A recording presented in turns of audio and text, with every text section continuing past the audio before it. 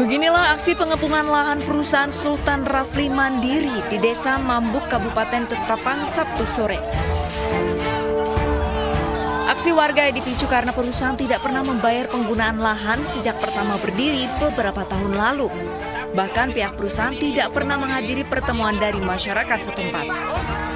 Di Desa Kelampai, Kecamatan Pongkiti, Kalimantan Barat itu merupakan satu peristiwa yang barangkali menjadi bahan kajian dari para pemangku kebijakan yang ada di Republik kita ini. Nah, kenapa terjadi keributan sedemikian rupa? Ini sebenarnya akumulasi dari kekecewaan masyarakat terhadap berbagai kebijakan-kebijakan, termasuk juga perilaku perusahaan itu sendiri. Nah, di samping itu juga perusahaan dikatakan sebagai one prestasi. Mestinya dari pihak pemerintah sudah proaktif, sudah cukup lama bisa untuk melakukan mengkomunikasikan dengan pihak perusahaan. Di samping itu juga tentu kekecewaan ini juga bukan hanya persoalan kekecewaan terjadinya one prestasi antara perusahaan dan masyarakat sendiri dengan yang sudah ditulis dalam bentuk perjanjian, tetapi ini akumulasi juga terhadap berbagai aktivitas yang ada di perusahaan itu, yang mana masyarakat sekitarnya adalah masyarakat yang menjadi penonton saja. Artinya masyarakat tidak memperoleh profit atau keuntungan apa-apa dari perusahaan itu. Bahkan masyarakat menjadi penonton, dan masyarakat kampung itu akan merasakan dampak limbah yang terjadi di perusahaan tersebut. Nah, ini kan seharusnya dari awal sudah terantisipasi dengan baik.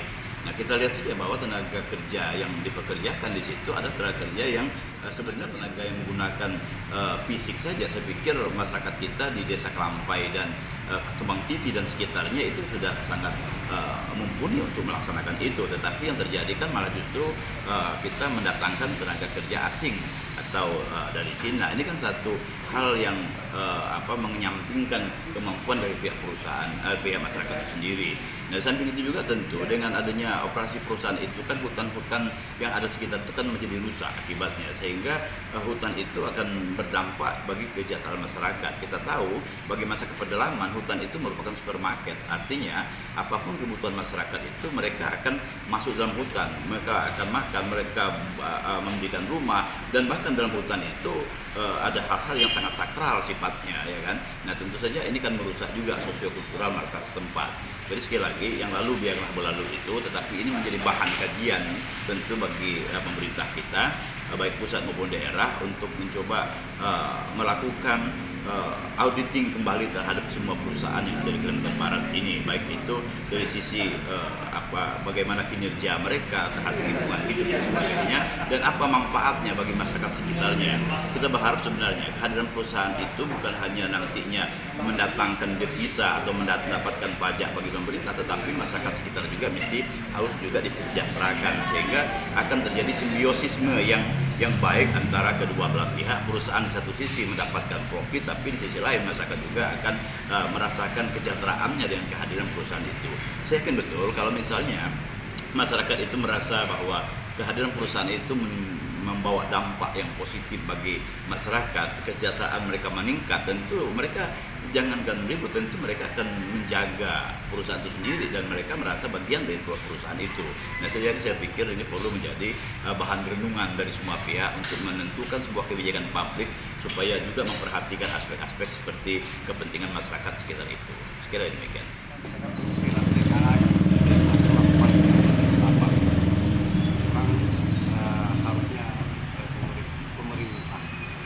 Deteksi berkaitan dengan keberadaan TKA khususnya berada di Kabupaten Ketapang dan secara umum yang ada di Kalimantan dan Indonesia, karena keberadaan TKA apalagi yang tidak sesuai dengan kompetensi dan juga keahlian yang disyaratkan dengan undang-undang, seharusnya mereka tidak bisa bekerja di tempat-tempat seperti itu.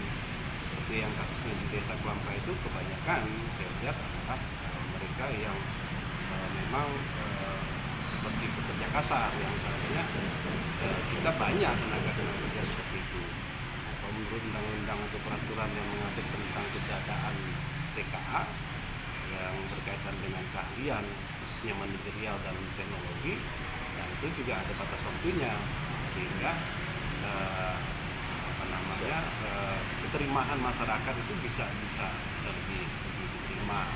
Tapi ini kan kenyataannya bahwa dan apalagi sampai ada perjanjian antara kedua pihak, masyarakat setempat dengan perusahaan. keberadaanTKA seharusnya ini disikapi bijak oleh pemerintah khususnya pemerintah daerah lah dan pemerintah pusat yang mengeluarkan izin paspor terhadap TKA bersangkutan. Namanya berkaitan dengan keberadaan TKA ini seharusnya pemerintah pusat harus lebih sering untuk memonitor keberadaan dari TKA ataupun dengan wisatawan dengan paspor yang tidak sesuai dengan peruntukannya, sehingga tidak menimbulkan lagi gejolak-gejolak seperti ini di masyarakat. Nah, ini yang paling penting harus disikapi oleh pemerintah, khususnya pemerintah daerah yang berkaitan langsung dengan keberadaan perusahaan-perusahaan tersebut. Oke.